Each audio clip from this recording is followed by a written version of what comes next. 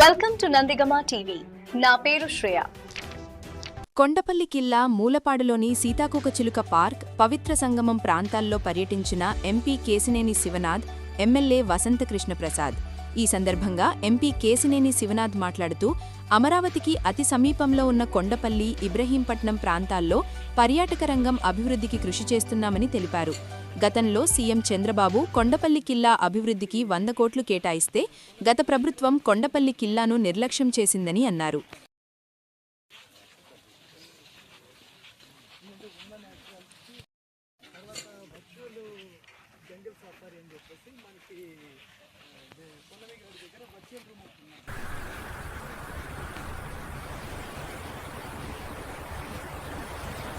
ఎన్టీఆర్ జిల్లా వీరులపాడు మండలం కొనతారపల్లిలో వైసీపీ కార్యకర్త షేక్ సైదాబీ ఇంటిని కూల్చివేసిన నేపథ్యంలో షేక్ సైదాబీ కుటుంబాన్ని పరామర్శించిన మాజీ ఎమ్మెల్యే మొండితోక జగన్మోహన్ రావు, రాజ్యాంగ దినోత్సవం వేళ టీడీపీ నేతలు దౌర్జన్యానికి పాల్పడటం దురదృష్టకరమని అన్నారు.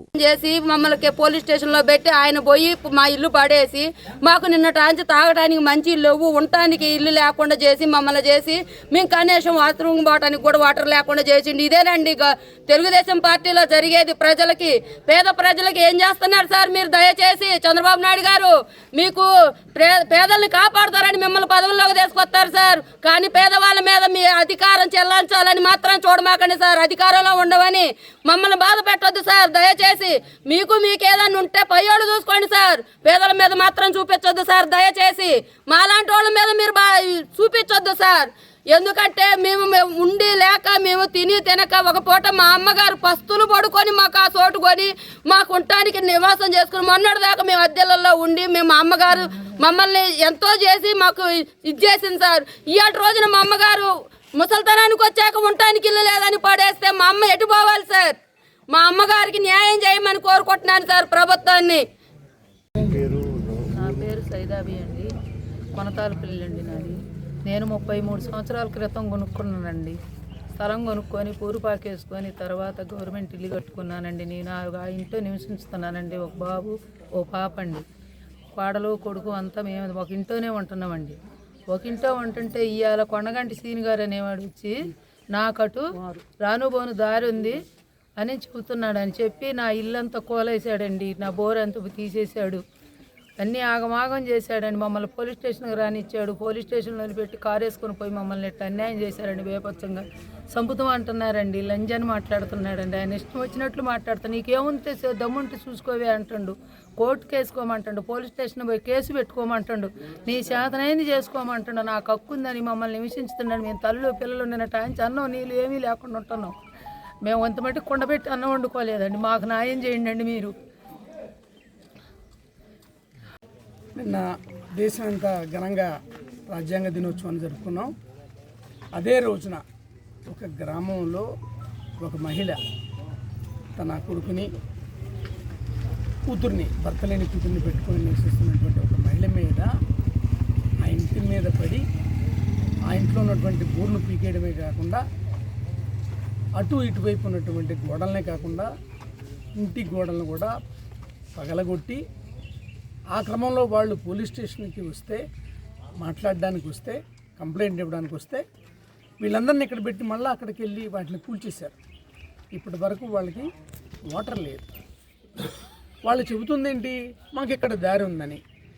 వెనకాల రోడ్డు ఉంది, ముందు రోడ్డు ఉంది. సదరు వ్యక్తికి ఇక్కడ ఏ విధమైనటువంటి ఆస్తి లేదు.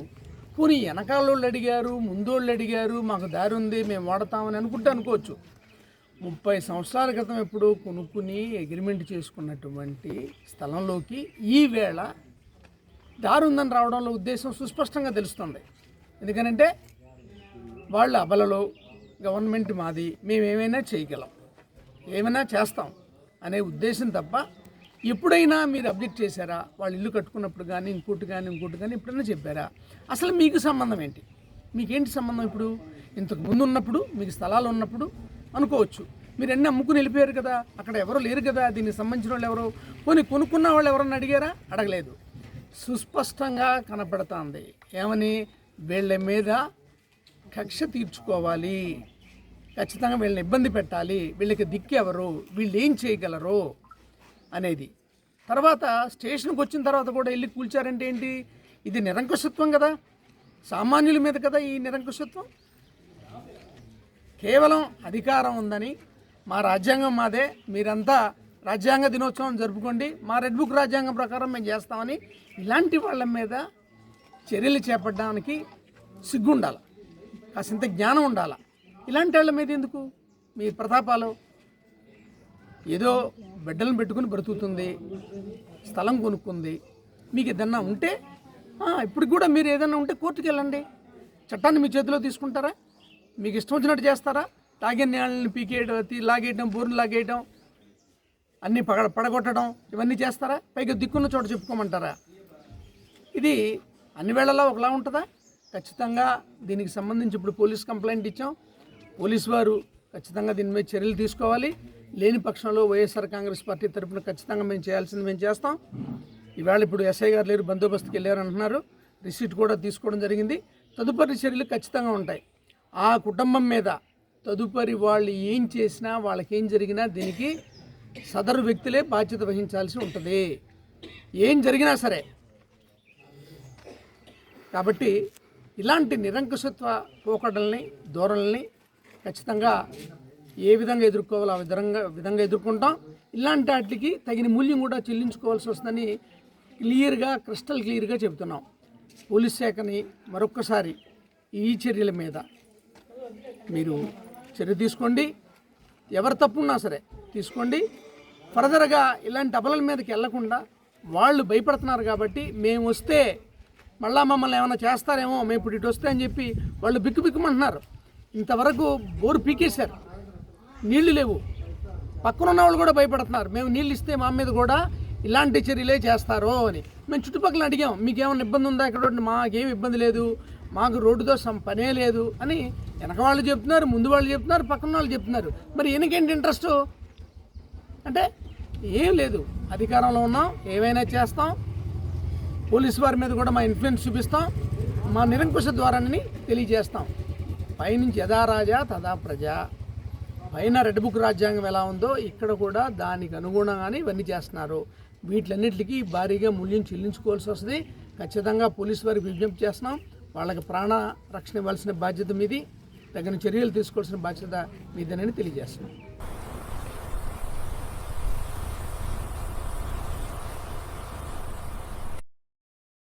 ఆంధ్రప్రదేశ్ ప్రభుత్వం ప్రతిష్టాత్మకంగా చేపట్టిన డ్రగ్స్పై దండయాత్ర కార్యక్రమంలో భాగంగా విజయవాడ ఇందిరాగాంధీ స్టేడియం వద్ద నుండి ప్రారంభమవుతున్న డ్రగ్స్పై దండయాత్ర కార్యక్రమానికి నందిగామ పోలీస్ స్టేషన్ నుండి సైకిల్ యాత్రగా తరలివెళ్లారు.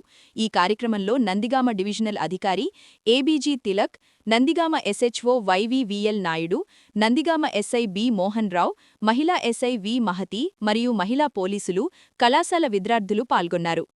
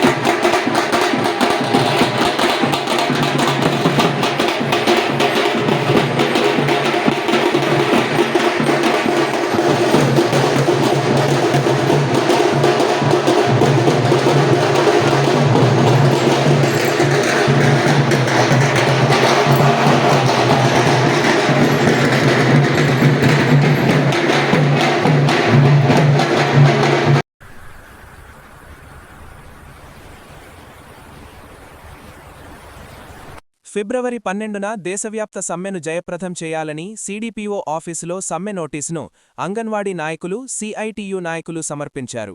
ఈ సందర్భంగా సిఐటియు జిల్లా ఉపాధ్యక్షుడు కె. గోపాల్ మాట్లాడుతూ, కార్మిక వ్యతిరేక లేబర్ కోడ్స్ రద్దు చేయాలని, కార్మిక వర్గ ఇతర సమస్యలపై 12న దేశవ్యాప్త సమ్మె జరుగుతోందని తెలిపారు. లేబర్ కోడ్ను రద్దు చేయాలని కోరుతూ కేంద్ర కార్మిక సంఘాలు, స్వతంత్ర ఫెడరేషన్లు ఫిబ్రవరి 12న దేశవ్యాప్త సమ్మెకు పిలుపునిచ్చాయి. ఈ సమ్మెలో ప్రాజెక్టులోని అంగన్వాడీ వర్కర్లు, హెల్పర్స్ కార్మికులందరూ పాల్గొని జయప్రదం చేయాలని ఈ సందర్భంగా తెలిపారు.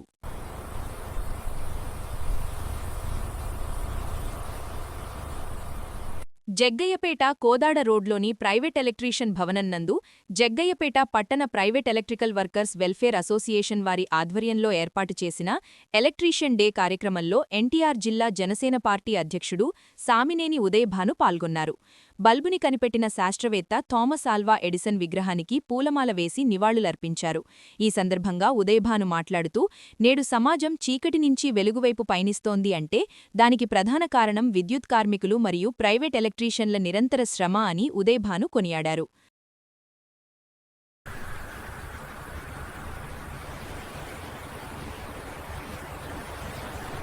కాంచికచ్చర్ల పట్టణంలో డ్రగ్స్పై దండయాత్ర కార్యక్రమం రూరల్ సిఐ చవాన్ ఆధ్వర్యంలో నిర్వహించారు.